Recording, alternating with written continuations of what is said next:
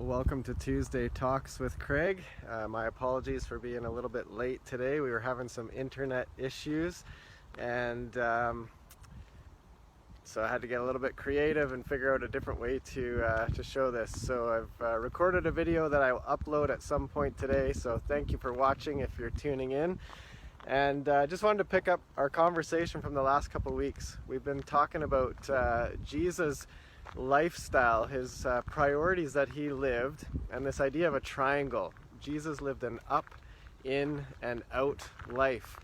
He prioritized his relationship with his Father, the up direction. He prioritized his relationships with his disciples, that in direction, and he lived an outward life where he lived on mission to share the love of God with the people around him. So today I want to talk a bit about that outward direction and how Jesus lived an outward lifestyle, sharing God's love, the Father's love, with the people around him.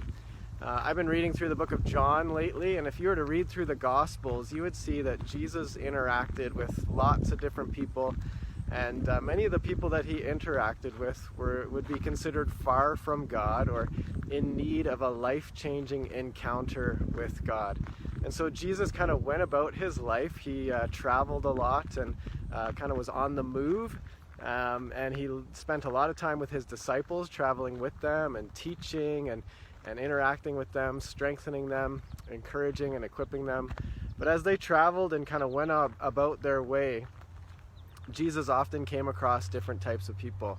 And so some of the people he came across needed a touch from him, a life-changing encounter with him.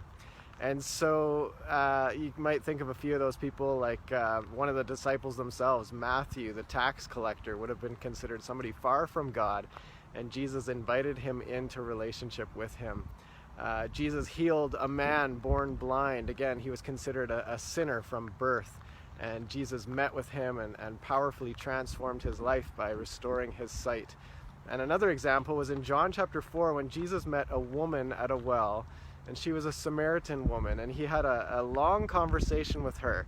And a couple of things that are interesting about that conversation is that he was, first of all, talking to a woman, which culturally in that day was not something that was very normal, and especially at the well. The well would be where the women would go to draw water, and what was Jesus doing at this well, and why would he talk to this woman? And the fact that she was a Samaritan woman, kind of an outsider, somebody that Jews didn't typically associate with.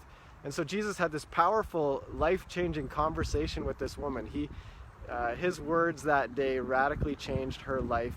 And when the disciples came back and found Jesus, they kind of accused him, like, what was he doing? Why were you talking to this woman? And Jesus says to his disciples a few things, but one of the things that he said is, you consider the fields, you talk about in 4 months it'll be time for harvest. But he says in John chapter 4, look at the fields, they are ripe for the harvest. And this idea that the harvest is now right in front of us, and it's just a matter of perspective. And so he kind of challenged his disciples to say, you need to look at things differently. You need to look at people differently. You need to look at this woman differently. And Jesus lived this example of living on mission to share the love of the Father with everybody he encountered, everybody he interacted with.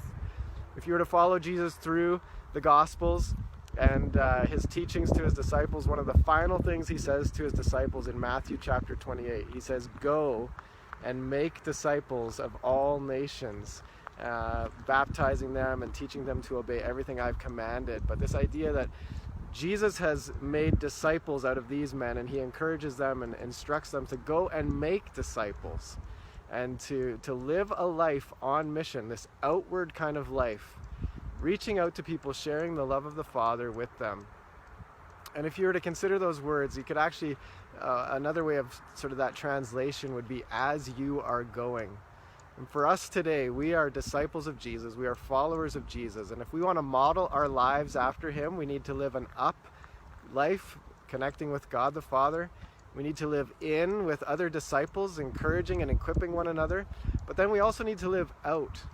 We need to look at the fields around us and consider that they are ripe for the harvest. And right now I'm up in the northern part of Okotoks, and I don't know how much you can see behind me, but this ridge kind of overlooks the town. And I would say that as followers of Jesus here in Okotoks, we are to look at the fields, we are to look at the town of Okotoks. And as we are going about our business, as we're going about our lives, as we're journeying through life, we are to go and make disciples. We are to go and reach out to others. We are to go and share the love of the Father with the people that we interact in our lives. And we might not come across men who were born blind. We might not come across women at the well. We might not come across tax collectors or other kinds of people that Jesus came across. But we will find ourselves, as we are going, we will come across many kinds of people.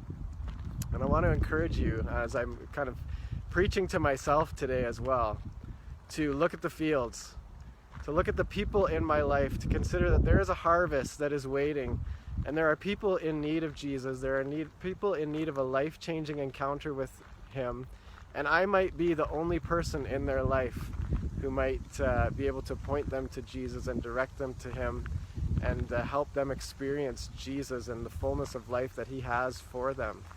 So I want to live my life in an outward direction. I want to go about my life on mission with Jesus. I want to share the love of God with the people around me, and I would hope that you do too. So as you seek to follow Jesus faithfully, I would hope that through this summer you would prioritize an up, an in, and an out kind of life. And today maybe consider, who are the people that Jesus has placed in your life that you could be reaching out to and sharing His love with them, that you could be introducing them to Him, that you could be a living example to them, that your life might attract them to the life-changing power of Jesus. So that's it for today. Thank you for tuning in for Tuesday Talks. I think I will be posting a talk next week. If not, it'll be a couple weeks away, but I will talk to you again soon. Thanks for joining me, and blessings on you.